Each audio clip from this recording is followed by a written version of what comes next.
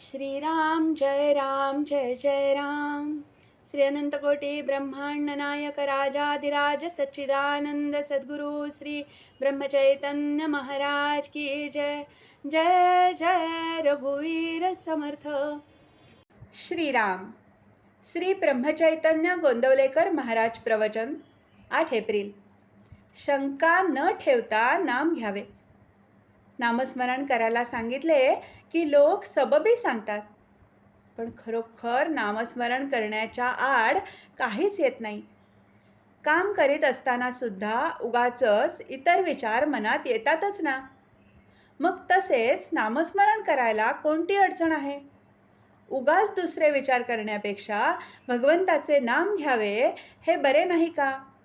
वेळ सापडताच तो व्यर्थ गप्पा गोष्टीत न घालवता नामस्मरण करावे, श्रद्धा ठेवून करावे.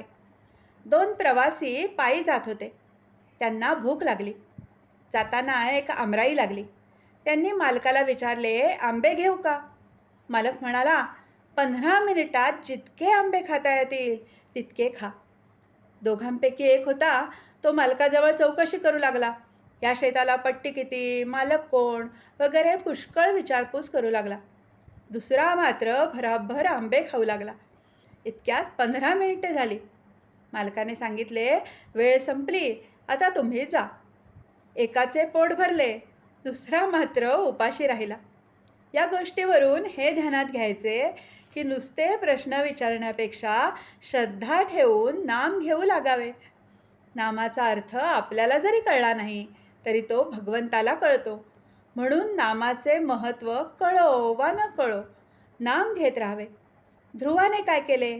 नारद वचनावर विश्वास ठेवून नामस्मरण प्रेमाने करू लागला. तो इतर विचारांच्या, शंकाकुशंकांच्या नादी लागलाच नाही. एक तत्वनाम हेच त्याने धरले, म्हणून त्याला नारायण प्रसन्न झाला. संत निस्वार्थी असतात. ते तळमळीने सांगतात, त्यावर आपण श्रद्धा ठेवावी आणि नाम घ्यायला सुरुवात करावी आणि अखंड नामातच राहावे.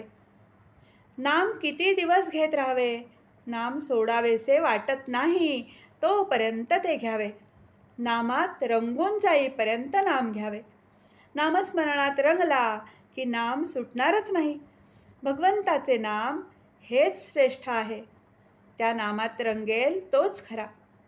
चरित्र विसरले तरी चालेल, पण नाम विसरू नये, कारण नामात सर्व चरित्र साठवलेले आहे. ज्ञान, उपासना, कर्म वगैरे मार्ग आहेत, पण सर्वात नामस्मरण हे सोपे साधन आहे. एक मोठा किल्ला होता. तो अभेद्य होता. मुंगीलाही आत प्रवेश होणे अशक्य असा तट होता. पण त्याला एक मोठा दरवाजा होता. त्याला एक मोठे कुलूप होते. एकाला त्याची किल्ली मिळाली, मग प्रवेश सुलभ झाला. तसे नाम ही किल्ली आहे. परमार्थ कितीही कठीण असला तरी नामाने तो सुसाध्य असतो. नामावर प्रेम आणि श्रद्धा बसत नाही अशी तक्रार करतात. संत वचनावर विश्वास ठेवून अखंड नाम घ्यावे, त्यानेच समाधान येईल. आजचे बोधवचन. आपण रोज उठल्यावर भगवंताचे स्मरण करण्याचा नियम ठेवावा. स्नान वगैरे गोष्टी झाल्या तर कराव्याच, पण त्या वाचून अडून बसू नये. जानकी जीवन स्मरण. जय जय राम.